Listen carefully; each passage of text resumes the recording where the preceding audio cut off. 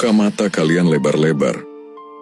Selama puluhan tahun sebelum tahun 2014, Indonesia ini diapakan? Kemana saja para pemimpin terdahulu yang kalian banggakan itu? Mereka kemana? Hasilnya apa? Nol besar. Puluhan tahun Indonesia merdeka, bangsa ini dibuat jalan di tempat. Daerah-daerah di luar Jawa ditelantarkan. Wilayah perbatasan dibiarkan terisolasi seperti bukan bagian dari republik ini. Menyedihkan. Lalu tahun 2014 datanglah seorang arsitek agung, seorang pria kurus dari Solo bernama Joko Widodo. Beliau datang bukan membawa janji manis. Beliau datang membawa keberanian yang luar biasa. Beliau mendobrak semua ketakutan, menghancurkan sistem yang lambat, dan memulai revolusi pembangunan terbesar dalam sejarah modern Indonesia. Mari kita bicara angka. Jangan pakai perasaan, pakai data. Lihat pembangunan jalan tol kita. Dulu, puluhan tahun Indonesia merdeka.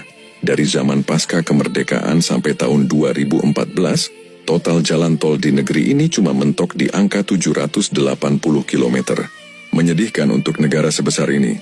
Puluhan tahun cuma dapat 780 km. Tapi apa yang terjadi ketika Pak Jokowi memimpin? Hanya dalam waktu 10 tahun, beliau langsung tancap gas. Beliau membangun dan mengoperasikan 2.432 km jalan tol baru di seluruh penjuru Nusantara. Tol Trans Jawa diselesaikan tanpa basa-basi. Tol Trans Sumatera yang dulu dianggap mustahil, kini berdiri tegak membelah pulau menghubungkan ekonomi rakyat. Ini kerja nyata, bukan sekadar modal retorika. Ini bukti eksekusi gila-gilaan dari seorang pemimpin yang punya nyali. Kalian yang cuma bisa mengkritik coba pikir kemana saja idola kalian dulu. Kenapa baru di tangan Jokowi semua ini bisa terwujud? Jawab, tidak berhenti di jalan tol. Kaum nyinyir selalu berteriak, rakyat tidak makan semen, rakyat tidak makan aspal. Pikiran macam apa itu? Itu adalah pikiran primitif. Lihatlah, 6.000 km jalan nasional non-tol yang dibangun dari nol di era Jokowi. Jalan Trans Papua ditembus membelah gunung dan hutan perawan. Jalan perbatasan Kalimantan yang dulu berlumpur dan seperti kubangan, sekarang mulus. Jalur pantai selatan Jawa diaspal hitam legam. Ini bukan sekadar proyek aspal. Ini adalah bukti nyata keadilan sosial bagi seluruh rakyat Indonesia. Pak Jokowi meruntuhkan konsep Jawa sentris.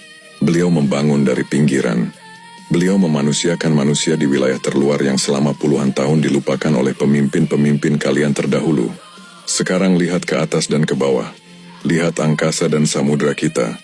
Pak Jokowi berhasil menyatukan ruang udara kita dengan membangun 25 bandara baru. Beliau juga merevitalisasi 50 bandara lama yang kondisinya sudah usang. Di laut, beliau meluncurkan konsep dahsyat bernama Tol Laut. Didukung dengan pembangunan dan pengembangan 28 pelabuhan baru di seluruh Nusantara. Hasilnya apa? Rantai mafia logistik di Indonesia. Timur hancur berkeping-keping. Disparitas harga barang pokok yang dulu mencekik leher saudara-saudara kita di Papua dan Maluku, sekarang berhasil dipangkas habis. Ini adalah bentuk persatuan Indonesia yang sesungguhnya. Bukan cuma persatuan di dalam teks pidato, tapi persatuan yang nyata dalam urat nadi konektivitas nasional. Lalu bagaimana dengan ketahanan pangan? Kaum oposisi berteriak tentang impor. Tapi mereka pura-pura buta terhadap fakta bahwa Pak Jokowi telah menyelesaikan pembangunan 45 bendungan baru dari target 61 bendungan. Luar biasa. Siapa yang bisa bangun 45 bendungan raksasa dalam waktu sesingkat itu? Tidak ada.